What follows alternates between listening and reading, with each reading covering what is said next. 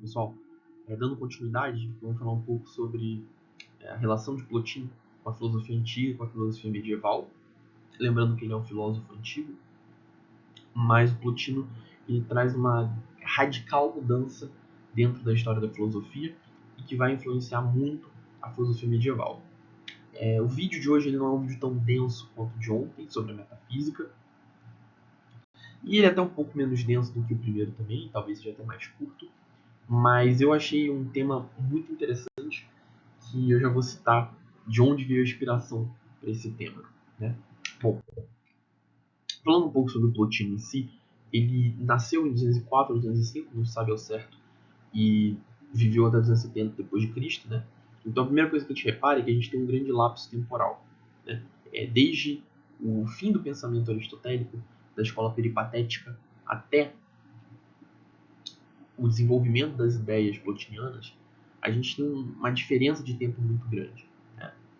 E ele nasce em Licópolis, no Egito, e a sua biografia, eu botei entre aspas porque, bom, eu não sei exatamente quais são os critérios para você determinar que um determinado texto é uma biografia ou não, mas as várias informações que nós temos sobre o Plotino advêm do livro A Vida de Plotino, que foi escrito pelo Porfírio, né, que é um discípulo.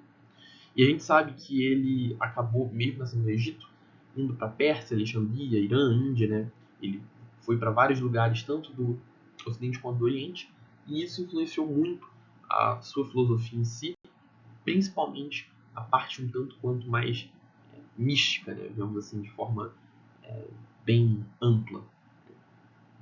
Enfim, bom, o livro que eu acabei me inspirando para fazer esse vídeo é A Metafísica do Plotino, do Jean-Marc Carbone, que é um professor de filosofia canadense, e é um livro muito bom, no qual, principalmente no começo, o Jean-Marc ele tenta mostrar qual é a grande contribuição filosófica do Plotino em comparação à filosofia antiga e à filosofia medieval. Porque o Plotino, por mais que ele não tenha, digamos assim, a mesma fama de Platão e de Aristóteles, ele é um dos filósofos mais importantes que nós temos na filosofia antiga, né? E ele influenciou radicalmente a forma como os filósofos medievais construíram os seus sistemas filosóficos, por assim dizer, né? Bom, então ele permaneceu ali, né, entre,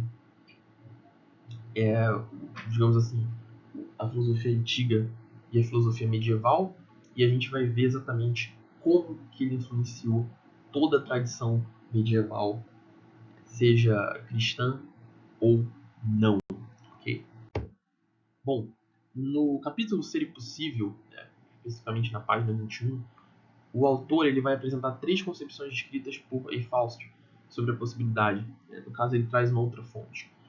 A possibilidade cosmológica, principalmente da filosofia antiga, em especial no Aristóteles. A possibilidade ontológica da escolástica e da filosofia medieval. A escolástica é um período dentro da filosofia medieval.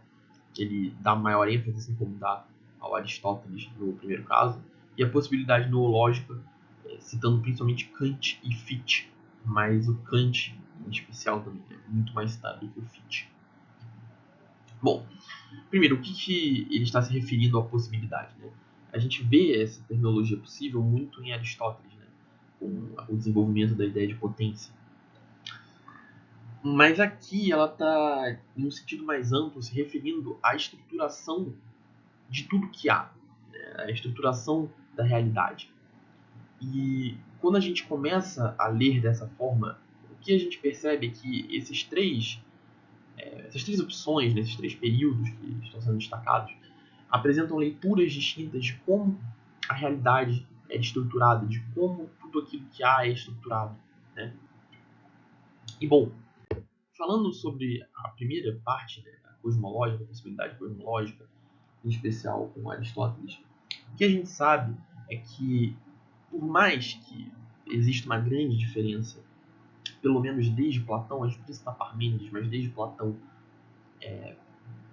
em relação a como se procurava o princípio da realidade, né?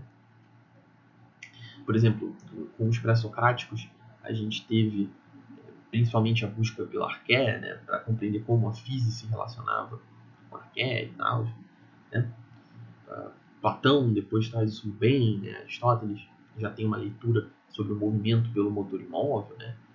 Por mais que tudo isso seja verdade, e eles tenham suas diferenças, existem muitas diferenças entre os autores, de forma geral, todos eles sempre compreendem que, e aí o Enrico Berti fala isso no curso de metafísica dele, né, que o ser, né, é tudo que há, digamos assim.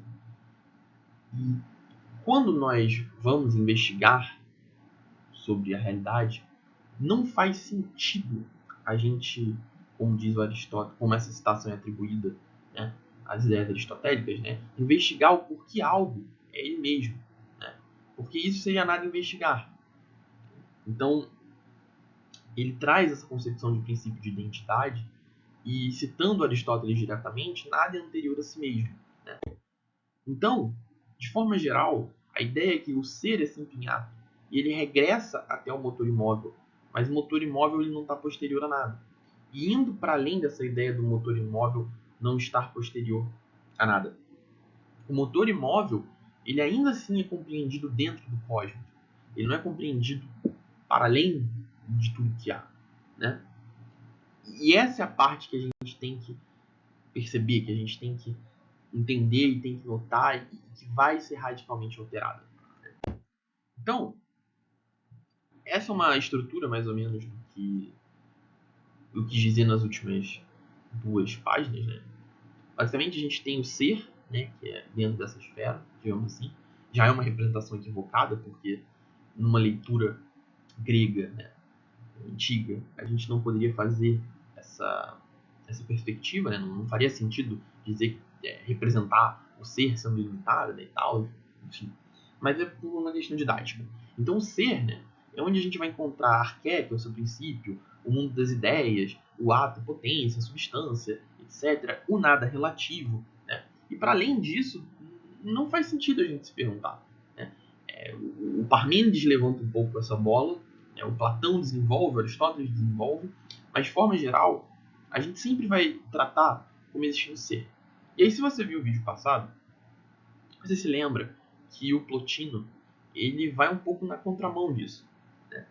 Porque a ideia que ele traz até no Tratado das Enéas, né? Se eu não estou enganado, tem uma frase dele exatamente assim: olha, mas se isso gerou o ser, isso não pode ser o ser, isso tem que ser algo diverso. E o Plotino ele vai trazer exatamente, né, essa ideia que é dita na página 18 e na página 19. É a partir de Plotino que se torna legítimo perguntar acerca do que faz com que algo seja ele mesmo, interrogar acerca do que torna possível a posição mesma da existência, né? Então, Plotino é o primeiro que fala: opa, tem algo para além disso que até agora foi tido como uma possibilidade cosmológica. Existe algo além disso. E aí ele forma uma ideia de estrutura pré-substancial, né? Enfim, ele trabalha com 2 tipos de potência, né? Uma dualidade acerca do ato também. Enfim. E por que essa ideia assim, em específico ela é muito importante para a filosofia e principalmente para a filosofia medieval? Porque a filosofia medieval ela vai trabalhar com um conceito de Deus, né, que não está, digamos assim, enquadrado dentro do mesmo plano que nós, né, digamos assim. É diferente. O Deus cristão, né, ele é um Deus que ele é compreendido de forma diferente do motor imóvel aristotélico. Tanto que é uma grande ignorância você falar, por exemplo, que as 5 vias, especificamente a primeira, que é a via do movimento, de Tomás de Aquino, é só uma releitura de Aristóteles. Isso é uma grande ignorância, porque nem mesmo, digamos assim, o que é referenciado, né, que é Deus, que no caso de Aristóteles é uma substância, para Tomás de Aquino não é, né? Assim, é tanta diferença que nem mesmo, digamos assim, essa mesma referência é a mesma, né? O argumento é diferente. Então, o Plotino ele tem a sua importância exatamente nesse sentido, no sentido de que ele é uma transição entre essas duas visões de possibilidade do real.